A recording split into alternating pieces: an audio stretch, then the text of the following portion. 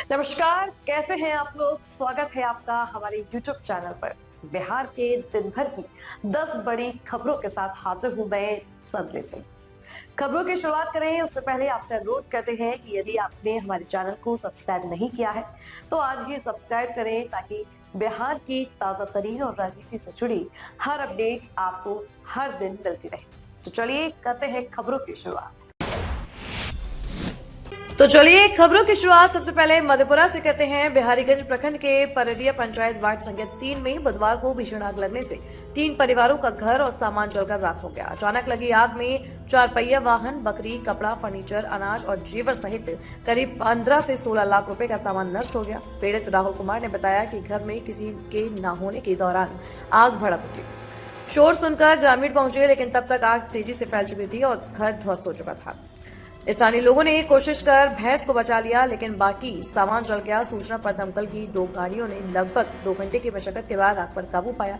राजस्व कर्मचारी दीपक कुमार ने नुकसान का आंकलन कर दिया है और बताया कि प्रीति कुमारी, ज्योति कुमारी और भारती कुमारी के घर पूरी तरह खाक हो गए हैं। अंचल अधिकारी अविनाश कुमार ने बताया कि जांच रिपोर्ट के आधार पर पीड़ितों को मुआवजा दिया जाएगा। अगली खबर मुजफ्फरपुर से है, जहां काजी मोहम्मदपुर थाना क्षेत्र स्थित आमगोला वेलवा लेन में रहने वाले रिटायर्ड प्रोफेसर अखिलेश कुमार को घर खाली करने की धमकी मिलने का मामला सामने आया है। भयभीत प्रोफेसर ने सिटी एसपी से मुलाकात कर अपनी और परिवार की सुरक्षा की गुहार लगाई है। पीड़ित प्रोफेसर अखिलेश कुमार ने बताया कि आमगोला स्थित पैतृक जमीन 3 भाइयों की साझा है, लेकिन एक भाई ने बिना अनुमति के पूरी जमीन बेच दी। इसके बाद नया खरीदार और स्थानीय दलाल लगातार घर खाली कराने का दबाव बना रहे हैं।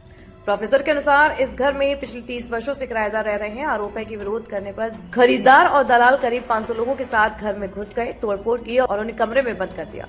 काफी देर बाद उन्होंने फोन पर सिटी एसपी को सूचना दी, जिसके बाद पुलिस पहुंची और उन्हें बाहर निकाला। प्रोफेसर का कहना है कि जमीन से जुड़े विवाद का मामला वर्तमान में न्यायालय में लंबित है। बावजूद इसके लगातार धमकियां मिल रही हैं। सिटी एसपी ने उन्हें आश्वासित किया है कि कोर्ट में मामला चलने के दौरान स्थानीय थाना उनकी सुरक्षा सुनिश्चित करेगा और किसी भी तरह की परेशानी नहीं होने देगा। हाँ, ये मेरा एक प्रॉपर्टी है आमगोला में, एंसेस्ट्रल प्रॉपर्टी है। वो 1977 का है। उसमें 3 भाइयों का शेयर बनता है, स्टेप मदर के नाम से है। 3 भाइयों का शेयर बनता है, कानूनी हिसाब से हम लोगों का शेयर उसमें बन रहा है। जो मेरा छोटा भाई है वो पूरे प्रॉपर्टी को आकर के बेच दिया और जो बायर है अब उस प्रॉपर्टी पर ज़बरदस्ती दखल करने के लिए कह रहा है। हमने कोर्ट में केस ले गया, केस नंबर 1109 है। मैं उसको बार बार कहता हूं कि आप कोर्ट से ऑर्डर लाओ, इसके बाद हम प्रॉपर्टी को खाली करेंगे। मेरा 30 साल से मेरा किराएदार उसमें रह रहा है।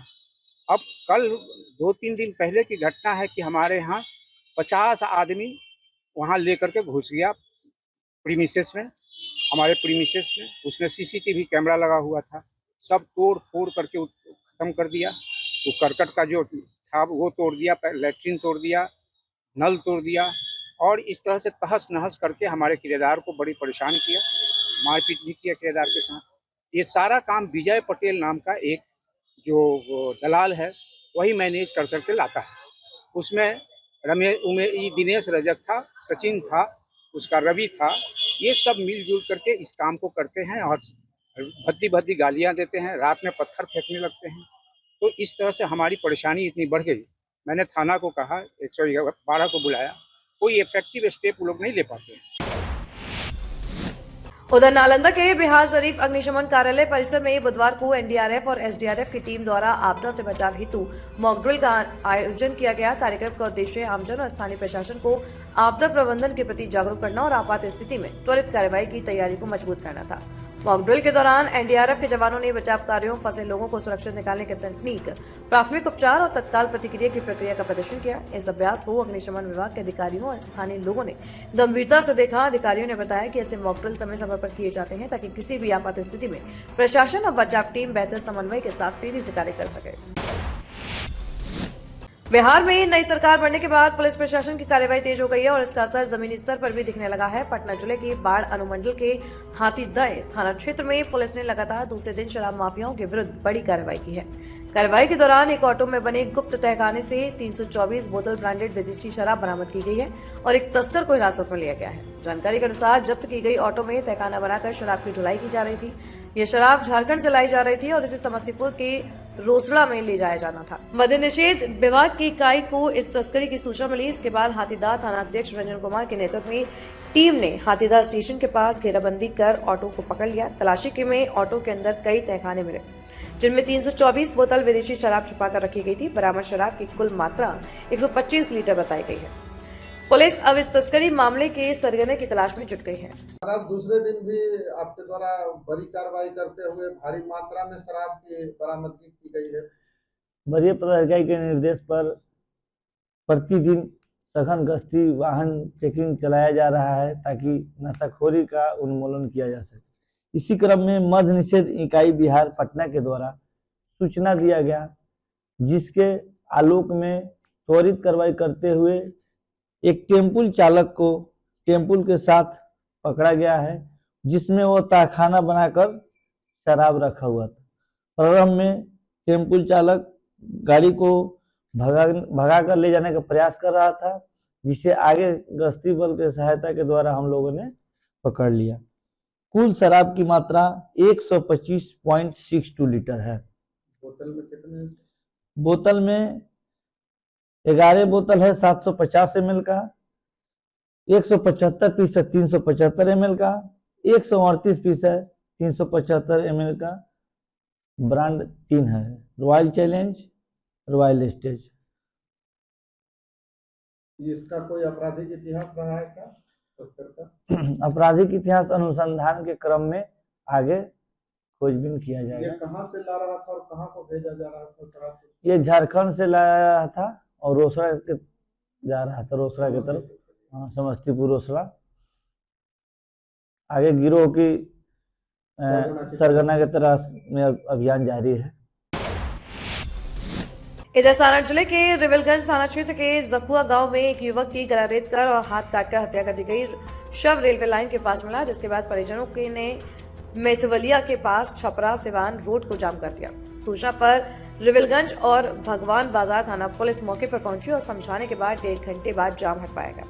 मृतक की पहचान जखुआ निवासी शंभू राय के 26 वर्षीय पुत्र रोहित कुमार के रूप में हुई है। सारण एसएसपी डॉक्टर कुमार आशीष भी मौके पर पहुंचे और जांच के लिए डॉग स्क्वाड की टीम को बुलाया गया। पत्नी राधिका देवी ने बताया कि बीती रात कुछ लोगों ने फोन कर उनके पति को घर बुलाया था। सुबह रेलवे लाइन के पास लाश मिली। वह न्याय की मांग कर रही हैं। रोहित गुजरात में बिल्डर का काम करता था और बहन की शादी में शामिल होने घर आया था। खबर भागलपुर से है, जहां गोराडीह प्रखंड स्थित मुख्य सड़क किनारे ब्रजेश क्लिनिक में मरीजों का इलाज विवादित तरीके से हो रहा है।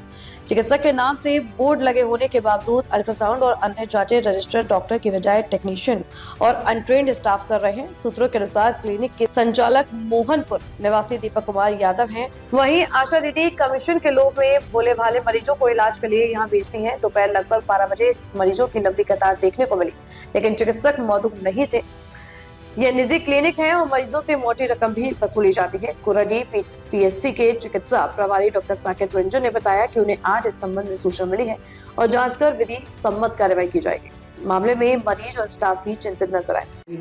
अभी जो बिहार में सरकार जब से बनी है एनडीए की सरकार, तरह तरह के मामले सामने आ रहे हैं। आप गोराडीह के चिकित्सा प्रभारी महोदय हैं और आपके गोराडीह में ही अवैध नर्सिंग होम संचालित हो रहे हैं।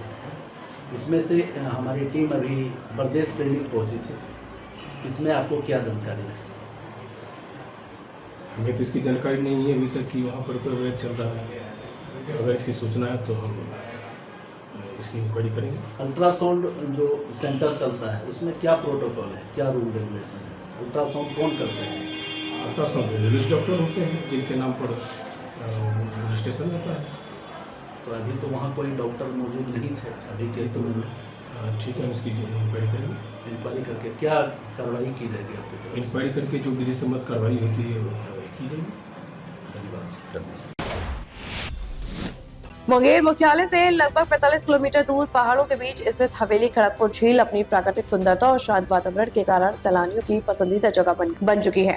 ठंड के मौसम में गुनगुनी धूप का आनंद लेने और हरे भरे पहाड़ों से घिरी झील की खूबसूरती को देखने लोग लगातार यहाँ आने लगी हैं। सबसे खास आकर्षण सूर्यास्त का दृश्य है। जैसे ही ढलता सूरज झील के पीछे छिपता है, उसकी लालिमा झील के पानी पर बिखरती है और वातावरण में अद्भुत रौनक फैल जाती है। पहाड़ियों की आड़ में सूरज की सुनहरी किरणों के साथ ढलना सैलानियों के लिए अविस्मरणीय अनुभव बन जाता है। झील में बनाए गए नए सेल्फी पॉइंट पर शाम होते ही लोग जुटने लगे हैं और सूर्यास्त के विहंगम दृश्य को अपने कैमरों में कैद करते हैं। पर्यटन स्थली के रूप में झील को विकसित करने के लिए कैफेटेरिया, रेस्टोरेंट, आधुनिक लाइटिंग, सड़क निर्माण और आकर्षक सेल्फी पॉइंट का निर्माण पूरा हो चुका है। झील में बोटिंग की सुविधा भी है, जिसे और बेहतर बनाने के कार्य जारी है। शहर की भीड़भाड़ से दूर यह झील पिकनिक और घूमने के लिए बेहतरीन स्थल बन चुकी है और दूर दराज से आने वाले सैलानी देर शाम तक सूर्यास्त का आनंद लेने की प्रतीक्षा करते हैं। बिहार में नई सरकार गठन के बाद अवैध अतिक्रमण के खिलाफ प्रशासन रेस है। इसी कड़ी में कैमूर जिले के मोहनिया नगर पंचायत ने ऐसे अतिक्रमणकारियों से निपटने के लिए नया तरीका अपनाया है। मोहनिया एसडीएम अनिरुद्ध पांडे के नेतृत्व में अतिक्रमण हटाने से पहले ड्रोन से अतिक्रमणकारियों पर नजर रखी जा रही है, जिससे वे इधर उधर भागने लगे। इसके बाद बुलडोजर की कार्रवाई के साथ अतिक्रमणकारियों से सरकारी जमीन खाली कराई गई। इस दौरान मोहनिया नगर पंचायत के कार्यपालक पदाधिकारी सुधांशु कुमार और भारी संख्या में पुलिस बल भी मौजूद रहे। एसडीएम अनिरुद्ध पांडे ने कहा कि अतिक्रमण हटाने की कार्रवाई लगातार जारी है और नागरिकों से अनुरोध है कि सरकारी जमीन पर कब्जा न करें। अधिकारियों द्वारा अतिक्रमण हटाए गए स्थानों के लिए वैकल्पिक जगह चिन्हित की गई, जहां दुकान लगाई जा सकती है। इसके अलावा ड्रोन के जरिए भी निगरानी रखी जा रही है। अतिक्रमण हटाने की कार्रवाई लगातार चल रही है यहाँ पे, और हमारा अनुरोध है कि अतिक्रमण लगाने यहाँ पे सरकारी भूमि पे अतिक्रमण ना करें। जो भी ठेले हैं उनके लिए अल्टरनेटिव हमने साइट्स खोजी हुई हैं जो चिन्हित की जा चुकी हैं, वहीं पे जाके वो लोग अपना व्यापार करें तो ज़्यादा सही रहेगा। आज कुछ जगह का भी निरीक्षण किया गया सर जी, और अल्टरनेटिव साइट्स जो है वेंडिंग के लिए, वेंडिंग जोन बनाने के लिए, उनको चिन्हित करने की प्रक्रिया चल रही है और यदि उपयुक्त पाई जाती है तो उन जमीनों पे भी वेंडिंग जोन का निर्माण। आज ड्रोन से भी नजर रखी गई। ड्रोन जी, अतिक्रमण के खिलाफ कार्रवाई करने के उद्देश्य से ड्रोन का भी प्रयोग किया जा रहा है। इधर मुजफ्फरपुर जिले में शराबबंदी कानून को सख्ती से लागू करने के लिए उत्पाद विभाग और थाना पुलिस ने संयुक्त अभियान चलाया है। इस दौरान एक महिला सहित 4 शराब तस्करों को गिरफ्तार किया गया। पुलिस ने लगभग 200 लीटर कच्चा स्प्रिट, अवैध शराब और एक ऑटो जब्त किया है। पहली कार्रवाई अहियापुर थाना क्षेत्र से हुई, जहां कोलुआ पैगंबरपुर स्थित एक ट्रांसपोर्ट गोदाम के पास खड़ी ऑटो से करीब 200 लीटर कच्चा स्प्रिट बरामद हुआ। पुलिस ने स्प्रिट को कारोबारी और ऑटो चालक को गिरफ्तार किया है। कहीं करजा थाना पुलिस ने एक महिला शराब कारोबारी को विदेशी शराब की खेप के साथ पकड़ा है। महिला पहले भी कई बार इसी आरोप में जेल जा चुकी है। इसके अलावा चुलाई शराब के मामले में 2 अन्य लोगों की गिरफ्तारी हुई है। उत्पाद इंस्पेक्टर दीपक कुमार सिंह ने बताया कि शराबबंदी कानून के पालन के लिए अभियान लगातार जारी है और जब्त सामान के साथ सभी आरोपियों को न्यायिक हिरासत में भेजने की तैयारी की जा रही है। अभी हम लोग जिलाधिकारी महोदय के आदेशानुसार प्रतिदिन छापामारी कार्य बहुत ही गंभीरतापूर्वक कर रहे हैं और इसी क्रम में कल एक सूचना मिली कि एक टेम्पू से 2 व्यक्ति स्प्रिट लेकर, किसी ट्रांसपोर्ट से स्प्रिट लेकर जा रहा है। इस सूचना पर हम लोग त्वरित कार्रवाई करते हुए हाईवे पे शनि मंदिर के इर्द गिर्द अपनी घेराबंदी लगा और उस टेम्पू को जब जब्त किया गया तो उसमें कार्टून में बंधा हुआ कुछ मटेरियल 10 कार्टून जब्त किया गया और जब कार्टून को हम लोग खोल के देखे तो उस कार्टून के अंदर टीन का डब्बा था, करीब 20-25 लीटर क्षमता वाले, और उस टीन के डब्बा में के अंदर प्लास्टिक में भरा हुआ स्प्रिट, प्योर स्प्रिट, जो कि अवैध शराब बनाने के पर्पज़ से ही मंगाया गया था। हालांकि इस प्रकरण में जो गिरफ्तार हुआ है मनीष कुमार, उसके विरुद्ध पूर्व में भी एक्साइज थाना में और पुलिस थाना में, दोनों थाना में उसके विरुद्ध स्प्रिट का केस दर्ज है। आगे हम लोग इसकी जो जब्त की गई है स्प्रिट, इसकी जांच करवा कर और इसका डिटेल हम लोग पता लगवाएंगे कि ये कहां से लाई गई थी और किस पर्पज़ से कहां ले जाई जा रही थी। तो कितना घातक होता है सर? बहुत ही हालांकि अभी जो हम लोगों ने स्प्रिट बरामद किया है, इसी स्प्रिट से मिलावटी शराब, विदेशी शराब बनाकर उसका सेवन करने से किसी भी अप्रिय घटना घटने की प्रबल संभावना बनी रहती है। कितने लीटर होगी सर? तो इसमें जो 10 जार में बरामद हुआ है कुल 200 लीटर है और इस 200 लीटर से बहुत भारी मात्रा में विदेशी शराब बनाई जाती है। अन्य कार्रवाई भी? अन्य इसके अलावा और अन्य कार्रवाई हुई है, जिसमें एक करजा थाना क्षेत्र से चिकनौटा गांव से एक महिला गिरफ्तार हुई है और विदेशी शराब के साथ। पूर्व में भी उस महिला के विरुद्ध कई केस थाने और एक्साइज डिपार्टमेंट में भी दर्ज हैं। उसके अलावा एक नीतीश कुमार, मदन पासवान और मनीष कुमार की गिरफ्तारी हुई है चुलाई शराब और विदेशी शराब में। अभियान लगातार जारी रहेगा। जी, अभी हम लोग मद्य निषेध नीति के सफल कार्यान्वयन हेतु छापामारी कंटिन्यू गंभीरता से हम लोग कर रहे हैं। अंतर्राष्ट्रीय मानवाधिकार दिवस पर व्यवहार न्यायालय परिसर औरंगाबाद में बुधवार को जिला विधिक सेवा प्राधिकरण की ओर से जागरूकता कार्यक्रम आयोजित किया गया। कार्यक्रम का नेतृत्व प्रधान जिला जज राजकुमार ने किया। इस दौरान न्यायिक पदाधिकारी, कोर्ट कर्मी और प्राधिकरण के कर्मचारी बड़ी संख्या में मौजूद रहे और भव्य कैंडल मार्च निकाला गया। प्रधान जिला जज ने कहा कि मानवाधिकारों की रक्षा में मीडिया की भूमिका बेहद महत्वपूर्ण है।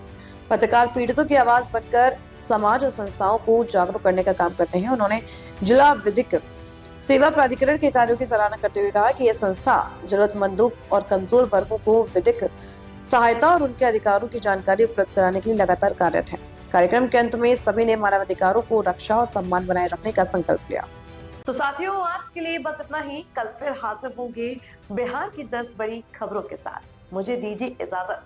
ताजा तरीन और राजनीति से जुड़ी खबरों के लिए आज ही हमारे चैनल को सब्सक्राइब करें और बेल आइकन दबाना ना भूलें, ताकि हर अपडेट्स आपको एक क्लिक पर मिलती रहे। और हाँ, कमेंट बॉक्स में अपनी प्रतिक्रिया जरूर दें, ताकि आपकी रुचि के अनुसार हम खबरों का चयन कर सकें। यदि आप भी हमारी टीम के साथ जुड़ना चाहते हैं तो नीचे दिए जा रहे संपर्क सूत्र पर आज ही संपर्क करें और बने हमारी टीम का हिस्सा।